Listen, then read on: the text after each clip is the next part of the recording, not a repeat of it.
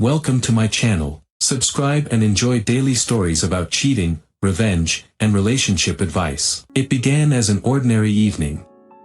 I'd spent the day finishing up a project at work, the kind that demanded every ounce of my attention and left me mentally exhausted. As I walked through the front door, the smell of her cooking greeted me, a comforting, familiar aroma. "Hey, you're home early," she called out from the kitchen.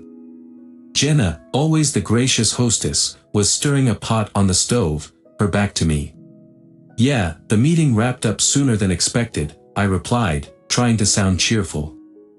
I tossed my keys on the counter and went to wash my hands.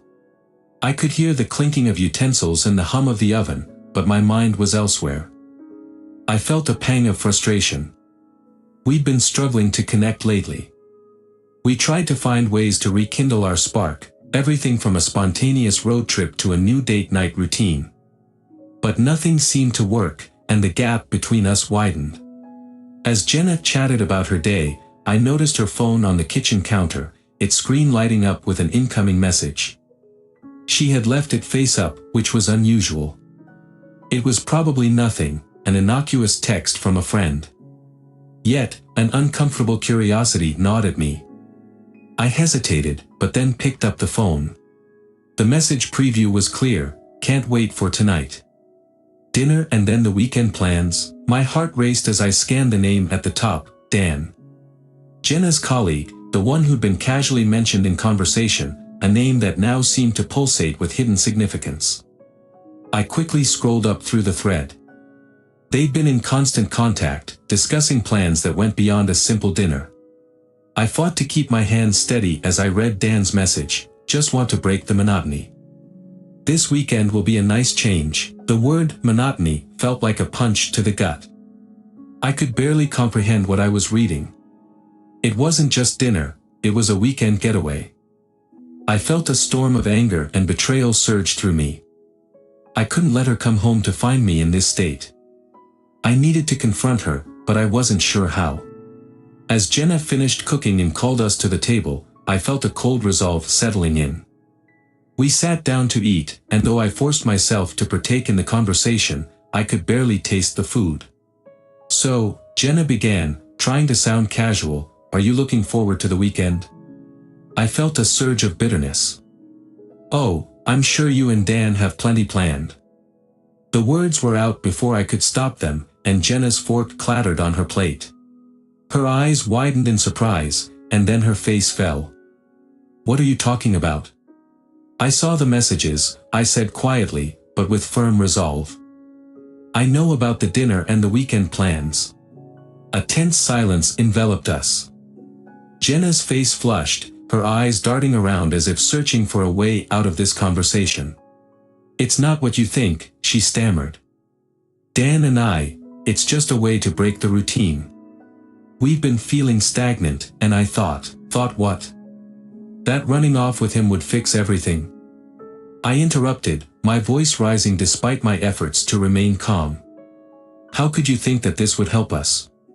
Jenna's face crumpled, and she looked away, staring at the table. "I didn't mean for it to hurt you. I thought it would be harmless, just a way to feel more alive. I never wanted to end things between us." I could see the tears welling up in her eyes, but I felt no sympathy. The betrayal was too raw. "So you thought you could just add excitement on the side and everything would be fine?" She reached out to touch my hand, but I pulled away. "Please, let me explain. I really thought this was what we needed. I didn't realize how wrong I was." I stood up abruptly, unable to stay seated any longer. "You're right about one thing. Something needs to change. But it's not our routine that's broken. It's trust. And that's something you've shattered." I left the table, the anger and hurt swirling inside me, knowing that nothing would ever be the same again. The next morning dawned gray and overcast, mirroring my mood. I had barely slept, and the knot of betrayal in my stomach refused to loosen. Jenna was still at work, which gave me a few hours to gather my thoughts and plan my next move.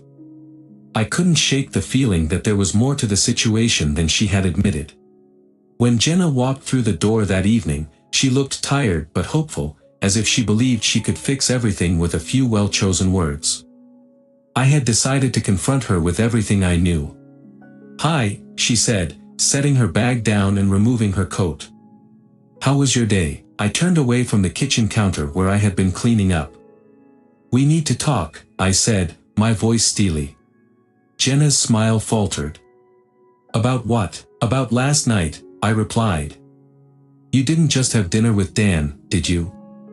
There's more to it." Her face went pale. "What do you mean?" "I found out about the weekend plans," I said, trying to keep my tone steady. "You're not just going out for dinner, you're planning a whole weekend getaway with him." Jenna's eyes widened with a mix of guilt and defensiveness. "It's not what you think. We were planning a short trip to a nearby resort. It was supposed to be a break from everything. We wanted to try something new." "A break from everything?" I asked, incredulous. "You mean a break from us?" "No," she protested, taking a step closer. "I just thought it would be refreshing. A way to break the monotony, to feel alive again." "Feel alive?"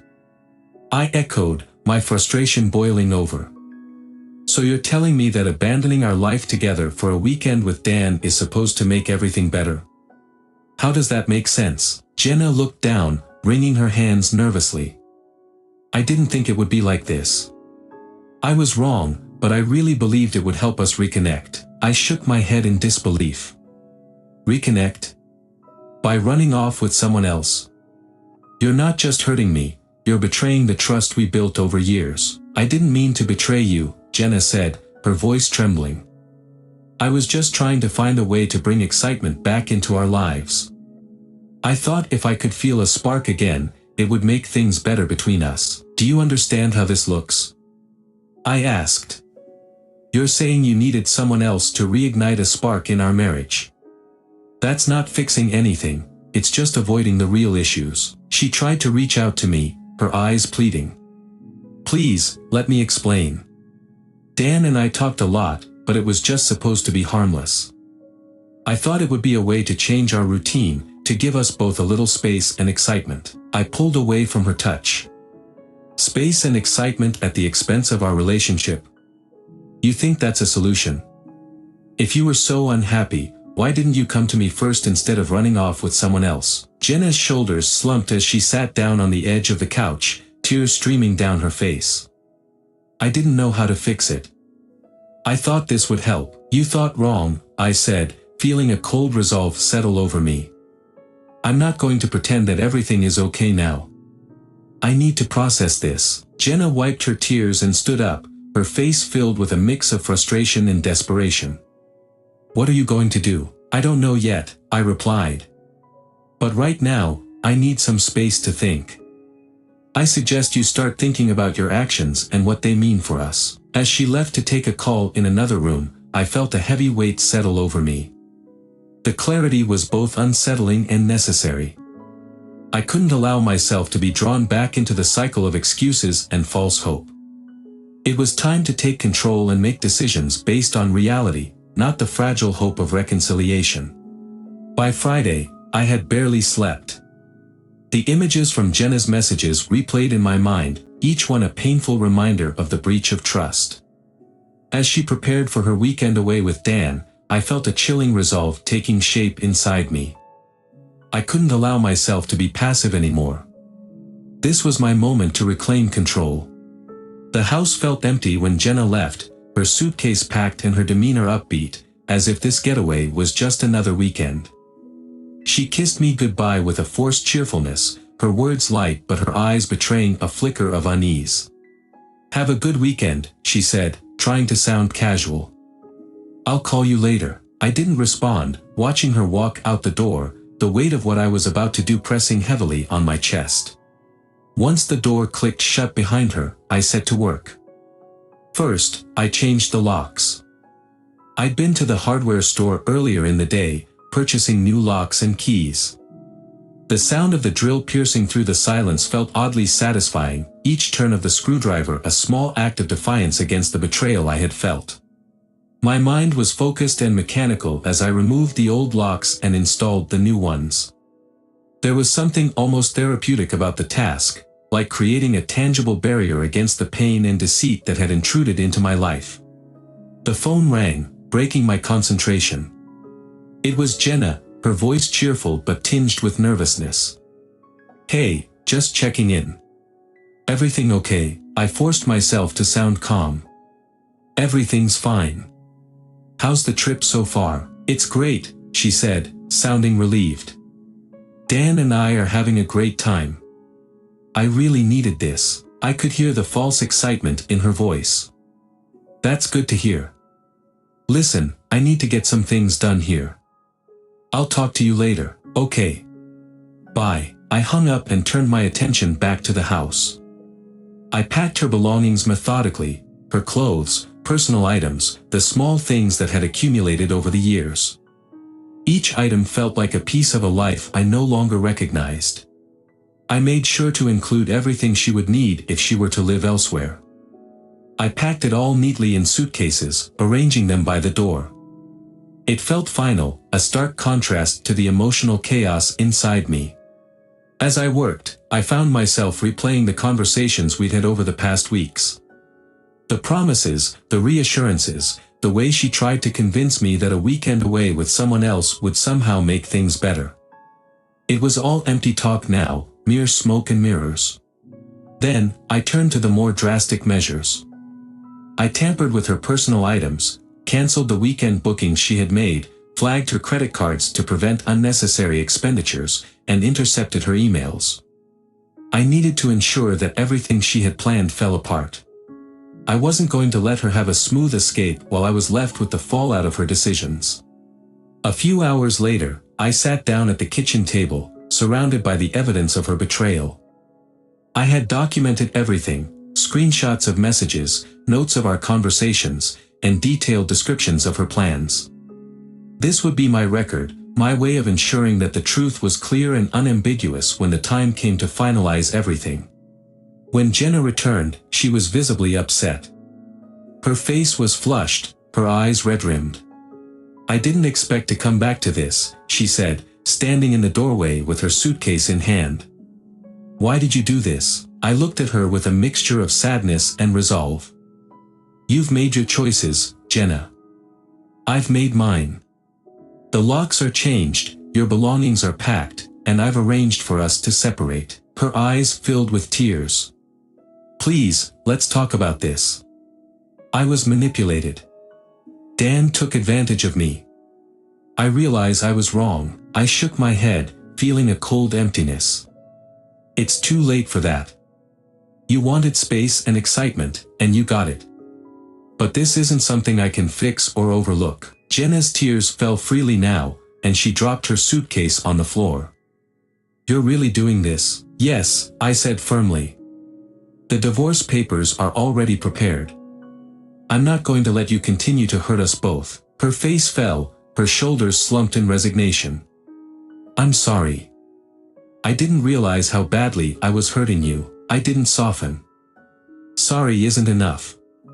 I've already informed your family, and they're aware of everything that's happened. You should talk to them if you want to understand more." Jenna picked up her suitcase, her expression a mix of resignation and regret. "Fine. I guess this is really happening." As she walked out, I felt a strange mix of relief and sorrow. The house was quiet again, the finality of the situation settling in. It was over. The weekend dragged on with a weighty silence. I avoided the house, choosing instead to spend my time sorting through the documentation and finalizing the divorce papers. Every minute felt like an eternity, and the emptiness of the house was a constant reminder of what had transpired. By Sunday evening, I had finally made peace with my decision. The place where we had once shared so many moments together was now merely a backdrop to our ending. I was preparing to lock up and head out for a final walk when Jenna's car pulled into the driveway. I froze, unsure of what to expect. She stepped inside, her face pale and drawn, her eyes betraying the emotional turmoil she had been through. The door swung open with a soft creak, and Jenna walked in, carrying a sense of defeat. "Hi," she said, her voice barely more than a whisper. "Can we talk?" I took a deep breath, trying to maintain my composure. Sure. Let's talk. She looked around at the packed suitcases by the door and the evidence of my recent actions. I see you've been busy, she said, her voice trembling. I'm sorry for everything. Really, I motioned for her to sit down at the kitchen table. You have the floor. What do you want to say? Jenna sat down, her shoulders slumped as she stared at her hands. I was wrong, and I need to apologize. Dan, he took advantage of me. I was manipulated into this whole thing. I thought it would be harmless, just a way to shake things up. But it wasn't. I remained silent, waiting for her to continue. I didn't realize how deep the manipulation went until I was away with him, Jenna said, her voice cracking. He was more controlling than I ever imagined. The weekend wasn't just about fun, it was about him trying to turn me against you. He convinced me that I was unhappy in my marriage and that I needed this change. Why didn't you see this sooner? I asked, trying to mask my frustration. You were so eager to believe in his promises that you didn't see how it was affecting us. Jenna looked up at me, her eyes filled with tears. I was blinded by my own dissatisfaction and his promises. I thought he was giving me something I needed, but all he did was push me further away from what I had with you. I leaned back in my chair, feeling a pang of sadness. So, what happens now? You come back, expecting everything to be fixed just because you were manipulated? No, she said quickly. I know it doesn't work like that. I just want to make amends, to show you that I realize my mistakes and that I want to fix this. I shook my head. It's too late for that. The trust is gone, Jenna. Once it's broken like this, it's nearly impossible to rebuild. I've already taken the steps to end this marriage. Jenna's voice dropped to a desperate plea. Please, don't do this. I'm willing to do whatever it takes to make it right. I've talked to a counselor, I'm trying to understand my mistakes. Just give me a chance to prove it. I looked at her, feeling the finality of the situation sinking in. I'm sorry, Jenna, but the decision has been made. I've already informed your family about everything, and they're aware of what's happened. You can speak to them if you want, but my decision stands. Jenna's face crumpled with a mix of regret and despair. I understand. I didn't think it would end like this. I stood up, feeling a deep sense of finality. Neither did I. But sometimes, things end despite our best efforts to fix them. It's over, Jenna. As she gathered her belongings and prepared to leave, she glanced back at me one last time, her face a mixture of sorrow and resignation. Goodbye, goodbye, I replied, feeling the weight of the past few days settle over me. The house was silent once again, the echoes of our final conversation lingering in the empty spaces. I sat down at the kitchen table, the reality of our separation settling in. It was done. The house, once filled with shared memories and promises, was now just a place where I would begin to rebuild my life.